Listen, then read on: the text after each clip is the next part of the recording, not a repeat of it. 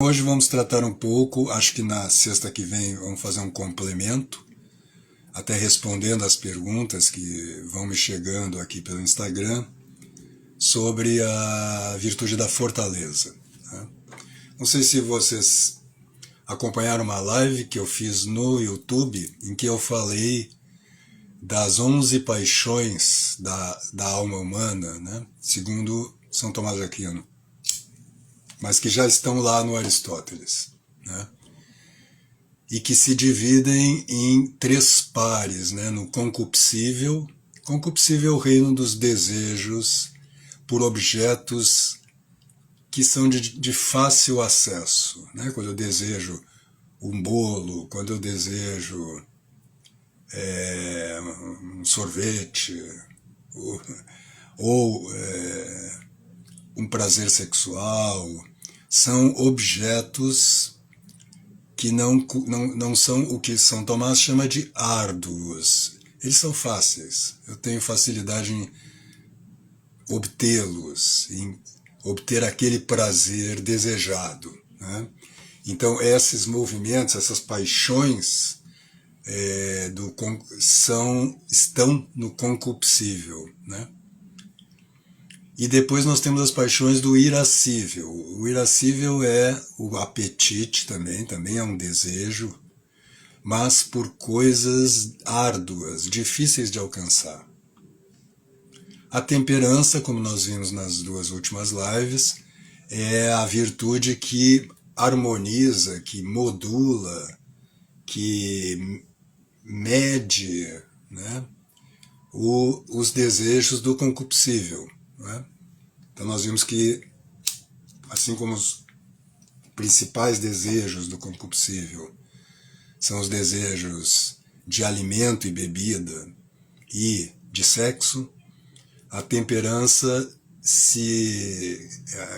recai ou trabalha particularmente harmonizando, equilibrando, né, diminuindo a força, né, ou pelo menos diminuindo o movimento em direção a esses objetos apetecíveis. E agora, a fortaleza, ela está relacionada a objetos árduos, né? Então, ela é fundamentalmente, ela se manifesta na sua plenitude, vamos dizer assim, na fortaleza, na força que nós devemos ter diante da morte. Né? Quer dizer, o objeto por excelência da fortaleza, não é? É o enfrentamento de um perigo de morte. Né? Então o soldado na guerra, por exemplo, ele tem que usar da fortaleza. Ele está diante de um perigo iminente de morte. Então ela evita, vamos dizer assim, né? Ou ela controla o nosso medo, o temor, o medo da morte, né? E ela sobrepassa esse medo diante de valores dignos disso, né? Quer dizer, diante do amor, principalmente diante da justiça. Né? Numa guerra justa, o soldado expõe a sua vida por amor à pátria e por amor à justiça. Né? Então, só que nós não temos a possibilidade de exercitar a fortaleza nos colocando, aliás, isso seria imprudente, né? Nos colocando em perigo de morte, a não ser que nós tenhamos um ofício que enfrenta a morte pela sua natureza, como os soldados que eu falava antes, mas também como os bombeiros, salva-vidas, né? São ofícios que exigem, por definição, a virtude da fortaleza. Ou seja, estar firme sem recuar diante dos perigos de morte. Seja para defender sua família diante de um ladrão, por exemplo, né? Seja para atacar, né? Quando você precisa, por exemplo, se você vê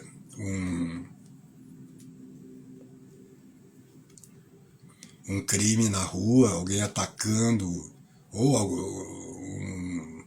um homem forte batendo numa mulher, numa senhora, enfim, ou num jovem também, alguém muito mais forte batendo, é teu dever, desde que você tenha corpo, né, para isso, que você seja capaz de defender, né, e portanto você vai ter que puxar, né, criar não é bem a palavra, você vai ter que acessar um nível de energia, um nível de comprometimento com a ação que é muito maior do que o movimento em relação aos desejos do concupiscível, né? Então a ira, ela é a paixão típica do irascível, por isso ela dá um nome ao irascível, né? E ela, a gente vê isso, por exemplo, a gente vê a ira com muita clareza nos animais acuados, né? Quando um gato é acuado, está com medo e de repente ele sai correndo em direção ao perigo mesmo, em direção àqueles que o estão acuando para ultrapassar esse perigo, né? Então ali nós vemos a ira como que materializada. E é essa energia da ira que nos vem quando, por exemplo, ficamos irritados com alguém, né? Que deve ser moderada pela fortaleza, né? Então a fortaleza é o domínio da ira, em última instância. Seja para defender-se de um perigo, de morte, né? Seja seja para atacar uma injustiça, mas atacar fisicamente, né? Então, você vê que ela também é, como a temperança, ela depende da nossa vontade, depende de você exercitá-la, né? Como é que você exercita a fortaleza? Bom, uma coisa que muitas pessoas fazem e que é aconselhável, né, é o exercício de uma arte marcial, né, que vai te dando força física, domínio sobre a tua musculatura, sobre a tua energia, né, e também vai desenvolvendo a tua coragem, a tua autoconfiança, né? Qualquer exercício físico que te fortaleça, ele vai ser um apoio, um auxílio para exercer a virtude da fortaleza, né? Você também escalar montanhas, né? Qualquer exercício que envolva também um perigo de morte, ou pelo menos um perigo de se machucar gravemente, que exige um domínio físico, é um campo de treinamento para a nossa fortaleza, né? Mas há uma virtude também que a gente pode exercer no dia a dia, que é uma espécie de anexo, né? Virtude anexa da fortaleza, que é quase, em algumas situações, ela é a própria fortaleza, que é a paciência, né? Você suportar a dor, por exemplo, suportar uma situação desagradável, suportar um chato, né? Você está com amor, ou seja, sem que a tua ira se manifeste, né? Sem que você xingue a pessoa ou grite com ela. Quer dizer, a ira, a paciência fortifica a nossa alma, né? É um exercício da fortaleza, né? As mortificações, elas são tanto boas, úteis para desenvolver a temperança, quanto para a fortaleza, né? Mas a fortaleza, como ela está relacionada a objetos árduos, por exemplo, Por exemplo, você precisa de fortaleza para suportar uma situação penosa, desagradável ao longo dos meses, né? De longo prazo. Quer dizer, aqui você tem um objeto árduo de fato, né? Que em prazos mais longos, aí a virtude que se usa, né, que se classifica como, não se chama de paciência, mas se chama de longanimidade, né? Quer dizer, uma alma que sustenta uma dificuldade, um incômodo, um transtorno que se desenvolve ao longo dos anos. E aí todo projeto, especialmente, né, que envolva o teu corpo, a longo prazo, também vai exigir o desenvolvimento, o exercício da paciência, né? Então você, por exemplo, um projeto de misericórdia em que você trata, né, cria um albergue, um pequeno hospital para acolher pessoas doentes, né? Esse é um tipo de projeto que exige longanimidade, exige paciência, porque você desanima, é fácil, não é que você desanime. Se você tiver fortaleza, você vai enfrentar os obstáculos, seja financeiros, sejam materiais, né, sejam de incômodos, etc., com fortaleza. A fortaleza é exatamente essa virtude, de não desanimar, né, não perder a esperança. Então ela está essencialmente ligada à virtude da esperança, né? Você manter-se firme nos seus propósitos. Esse é um ato da fortaleza, quando esses propósitos são de longo prazo.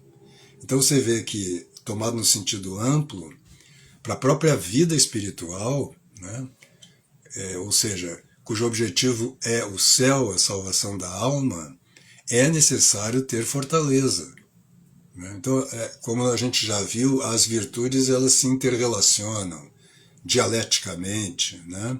Então, quando uma cresce, as outras também crescem, e também, tomadas no sentido geral, elas cooperam umas com as outras, né? Então, a fortaleza, por exemplo, ela coopera com a temperança quando você se propõe a fazer determinada mortificação sensível. Digamos que você decida não tomar açúcar, não comer açúcar durante uma quaresma, né? Para manter essa mortificação dia a dia ao longo dos 40 dias da quaresma, você necessita da virtude da fortaleza, né? Já não é tão fácil, né, abster-se do açúcar por 40 dias se você comparar com abster-se durante um dia, né?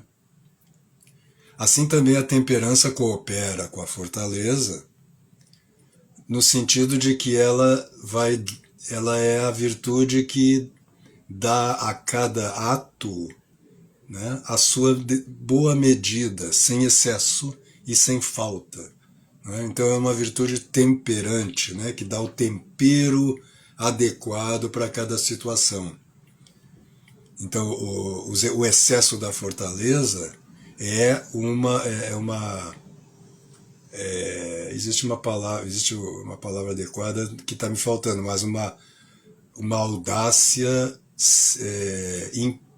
imprudente, né? A imprudência, quando é um ato, vamos dizer, de audácia, de coragem, né? É um excesso, não é um excesso de coragem, porque uma virtude em si mesma não pode ter excesso, mas ela imita a fortaleza, por exemplo, quando você ataca um perigo que é pequeno, né? Ou quando você, um soldado, por exemplo, numa luta pessoal, né? Por ira, por uma atitude, por um desejo de vingança, né, agride mais, machuca mais o adversário e não na justa medida, que a luta pede, né? Então você vai ter uma dialética aqui entre essas virtudes, né? Assim com a justiça e assim com a prudência, sobre as quais a gente vai falar futuramente. Então, todo exercício, toda situação que te pede paciência é um treinamento da virtude da fortaleza, né? A fortaleza vamos dizer, é exercida na sua mais bela e mais excelente forma no caso dos mártires, né, que suportam o perigo e a própria morte, né, de maneira firme. Então, eles têm, por excelência, a virtude da fortaleza. São Tomás faz uma observação interessante na Suma Teológica, que a fortaleza ela é mais excelente, ela é típica na resistência ao perigo, mais do que no ataque. Isto por quê? Porque quando você ataca um inimigo, né, você, em princípio, está supondo que você é mais forte do que ele. E quando você resiste, ao contrário, né? Se você foi atacado, o inimigo imagina que pode te vencer, portanto que ele é mais forte que você, né? Então, a virtude da fortaleza, ela se manifesta em toda a sua plenitude na resistência, em suportar, né, um perigo, uma dor, né, um ataque, um perigo de morte. Hoje em dia a gente tem todo um sistema policial que nos protege, né, jurídico e policial, que nos protege, pelo menos em parte, depende de você, onde você mora, né, mas nos protege razoavelmente dos ataques, né? Você vê que os próprios militares, com o surgimento das armas de fogo e depois com o desenvolvimento disso até chegar numa bomba atômica, numa bomba de nêutrons, né, já não tem o exercício da fortaleza como tinham os cruzados, enfim, os soldados, os militares, né, antes do surgimento das armas de fogo, que tinham que enfrentar o perigo fisicamente, né, uma luta corporal.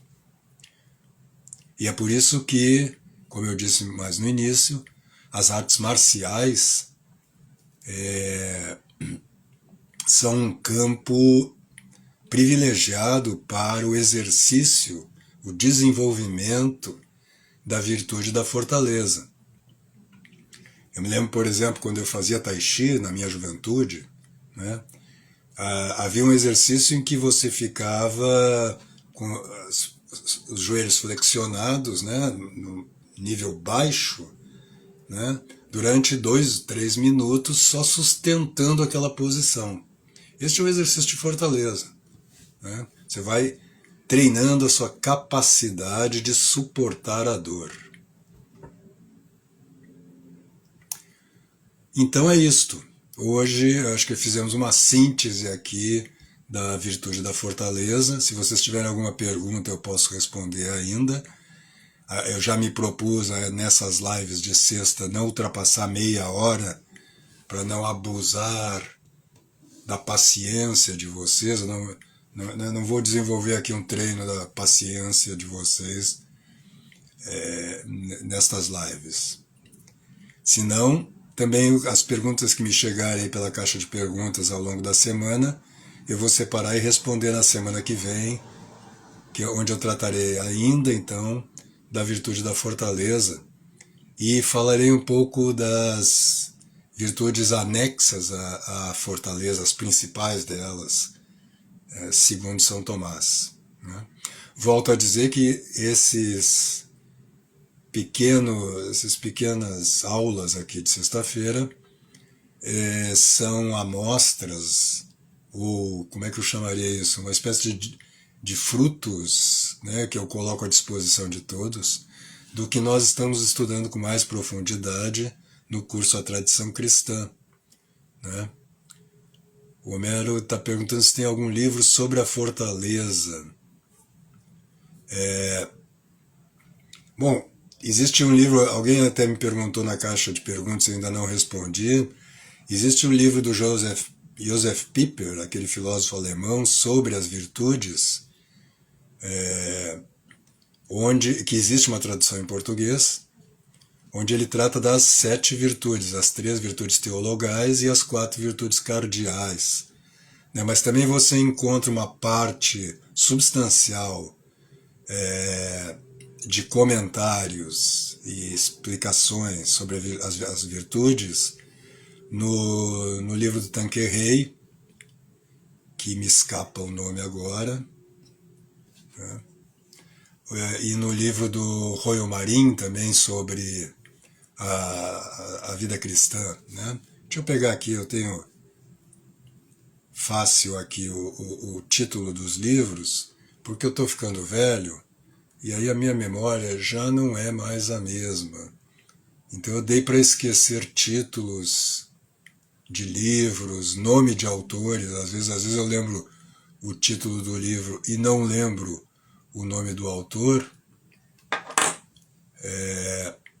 Também tem o livro do Garrigou Lagrange, né, as 3 idades da vida interior, onde ele faz uma larga exposição sobre as virtudes, né?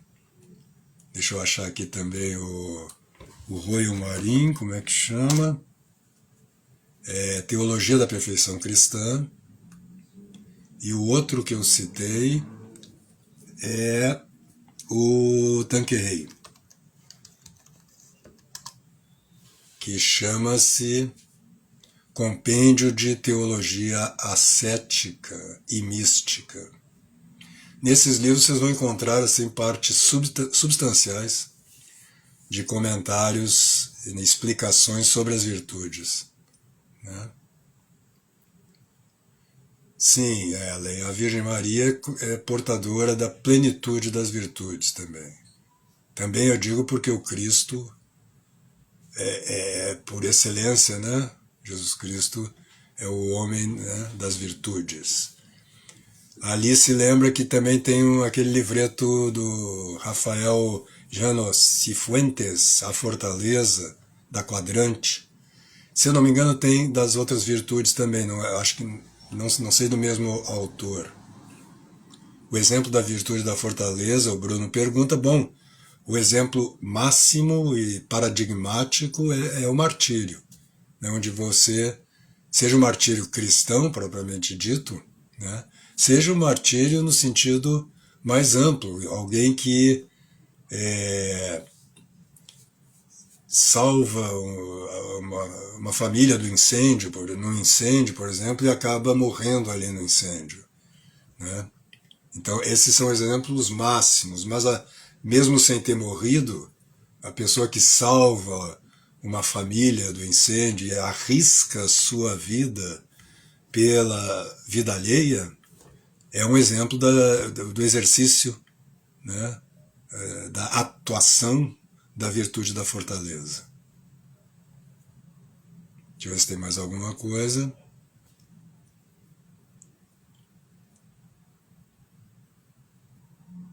Então tá bom. Então é isto, se vocês tiverem, né, convido vocês a participarem do curso A Tradição Cristã, que já estamos com 34 aulas. Ele é feito por módulos, de maneira que você pode entrar e acompanhar as aulas online imediatamente e ter acesso às gravações de todas as aulas anteriores. O curso é às quartas à noite e você tem aqui o link na bio, né? Então, muito obrigado, fiquem com Deus e até a sexta-feira que vem.